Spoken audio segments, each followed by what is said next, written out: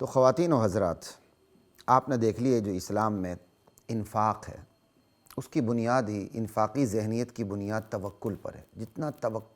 جتنی توکل کے اندر مضبوطی آئے گی اتنی انفاق میں آسانی ہوگی۔ لیکن کچھ کوتاہیاں بھی ہیں ہماری، جس کی وجہ سے ایک تو توکل میں کمی آتی ہے اور پھر ہم سے مال خرچ نہیں ہوتا۔ وہ کوتاہیاں قرآن کریم سے اشارتاً صراحتاً پتہ چلتی ہیں۔ کچھ قرآن کریم نے ایکسپریسلی بتا دیں کہ یہ کوتاہیاں جس کی وجہ سے تم سے خرچ نہیں ہوتا۔ تو یہ آپ ذرا دیکھ لیجیے گا، ان کوتاہیوں پر میں تھوڑی دیر آپ سے بات کروں گا۔ ایک بہت بڑی کوتاہی یہ ہے، بندہ سمجھتا ہے کہ جو مال میرے پاس ہے نا یہ میرا ہے، میں اس کا حقیقی مالک بن چکا ہوں، حالانکہ اس کو پتہ ہے کہ یہ مجھے دیا گیا ہے۔ میں مالک ہوتا تو کسی کو مجھے دینے کی ضرورت نہیں تھی۔ اب ایک بندے نے اپنی ذہانت استعمال کی، اپنی محنت استعمال کی تو ملا نا اس کو آگے سے۔ تو حقیقی مالک تو وہ ہوتا ہے جو کہیں سے اس کو ملے نہ، خود سے اس کے پاس خود بخود سے مال ہو۔ تو انسان مشاہدہ کر کے یہ جانتا ہے کہ یہ مال خود بخود سے نہیں ہے، مجھے دیا گیا، اگرچہ میری محنت سے دیا گیا، لیکن وہ لینے کے بعد اپنے آپ کو حقیقی مالک سمجھتا ہے، مجازی مالک نہیں سمجھتا۔ یہ جو مجازی مالک نہ سمجھ کر اپنے آپ کو حقیقی مالک سمجھنا ہے نا، تو پھر بندہ جب خود کو حقیقی مالک سمجھ لیتا ہے تو پھر اس سے خرچ نہیں ہوتا،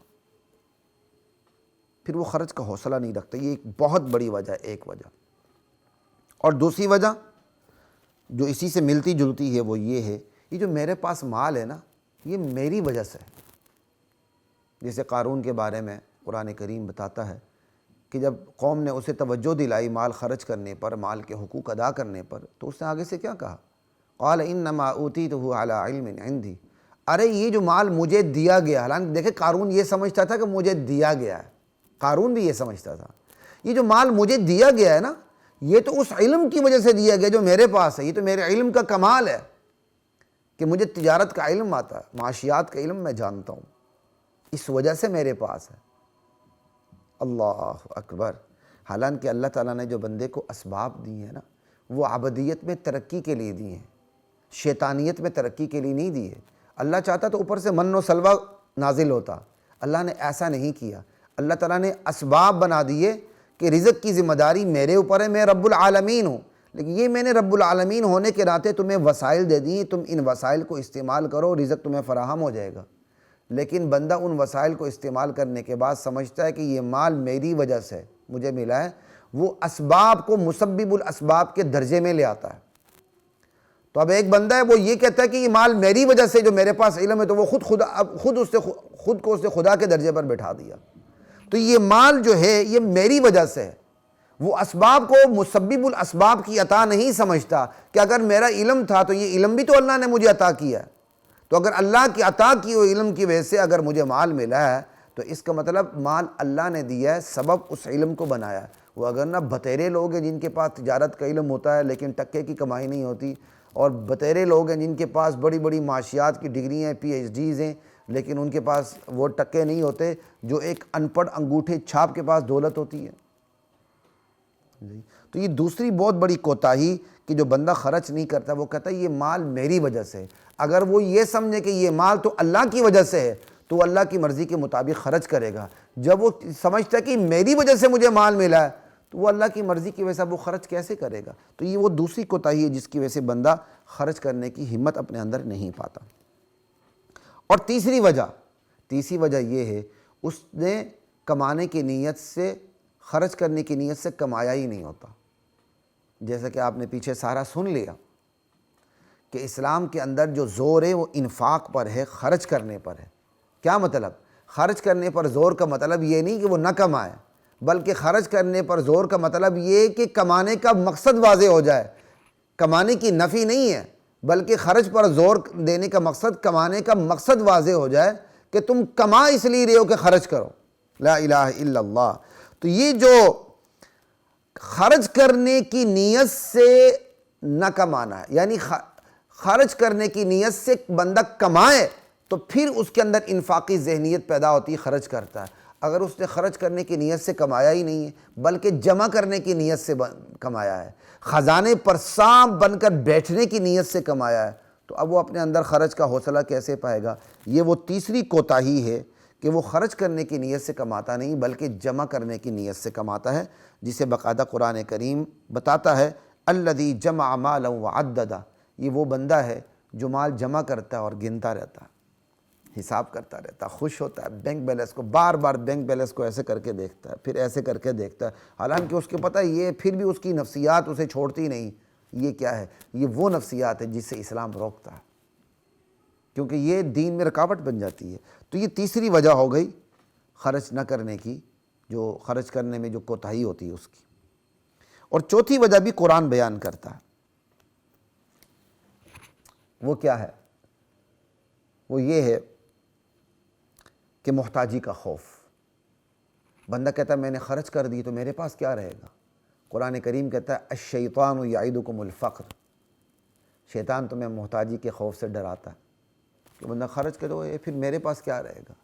یہ وہ محتاجی کا خوف ہے جس کی وجہ سے بندہ خرچ کرنے سے رک جاتا ہے۔ پانچویں وجہ بھی قرآن کریم سے اس وجہ کا پتہ چلتا ہے۔ وہ وجہ کیا ہے؟ عیاشی، فضولیات، تعیشات میں اپنے پیسے کو لٹا دینا۔ اہلکت مالا لبدا، اور میں نے ڈھیر سارا مال لٹا دیا، خسروں کو ویل دے کے، 10 دن شادی چلا کے، دوستوں کی محفلوں میں ناجائز جائز خرچ کر کے۔ اب جب بندہ تعیشات میں لٹاتا ہے، عیاشیوں میں لٹاتا ہے، تو عیاشیوں میں لٹانے کے بعد جائز جگہ پر خرچ کرنے کی ہمت کتنی رہے گی اس کے اندر؟ خود ہی انصاف سے دیکھ لیں۔ ایک بندے نے اپنے بیٹے کی شادی پر، اپنی بیٹی کی شادی پر لاکھوں کروڑوں اڑا دیے۔ اب جب کروڑوں اڑانے کے بعد، لاکھوں اڑانے کے بعد بتائیں اللہ کے نام پر دیتے ہوئے اس کی جان نہیں جائے گی؟ اس کی جان نہیں جائے گی؟ پہلے اس نے خرچ کر دی سارے۔ تو یہ جو، اور یہ بھی قرآن کریم بتاتا ہے الشیطان یعدکم الفقر ویأمرکم بالفحشاء، شیطان تمہیں محتاجی سے ڈراتا ہے اور فحاشی کی ترغیب دیتا ہے تمہیں، سمجھائی؟ فحشاء کی ترغیب دیتا ہے۔ بندہ فحاشی میں، عیاشی میں، ناجائز کاموں میں جب پیسہ لٹا دیتا ہے تو جائز کاموں میں خرچ کرنے کی اس کے اندر ہمت نہیں رہتی۔ چھٹی اور ساتویں وجہ بھی قرآن کریم بیان کرتا ہے۔ بندہ یہ سمجھتا ہے کہ یہ مال سدا اس کے پاس رہے گا، تو بندہ جو سدا رہے گا، سدا رہے گا، یہ تو نہیں ہے کہ سونے چاندی کو دیکھے اور 32 دان نکال کے مسکراتا رہے میرے پاس سونا چاندی ہے۔ جو بندہ ہمیشہ اپنے پاس رکھنے کی نیت سے جب مال کہتا ہے نا یہ مال سدا میرے پاس رہے گا، تو کیا سمجھتا ہے؟ یہ مال میرے پاس سدا رہے گا تو اس کا مطلب میری ہر درد کی دوا بنے گا۔ تو سدا رہنے کے اندر ہر درد کی دوا بننے کا معنی خود بخود آ جاتا ہے، اور اس پر بھی قرآن نے تیشہ چلایا ہے، کلہاڑا چلایا ہے۔ یحسب ان مالہ اخلدہ ویل لکل ہمزۃ لمزہ الذی جمع مالا وعددہ یحسب ان مالہ اخلدہ۔ یہ بندہ سمجھتا ہے کہ اس کا مال سدا اس کے پاس رہے گا، ہر درد کی دوا بنے گا۔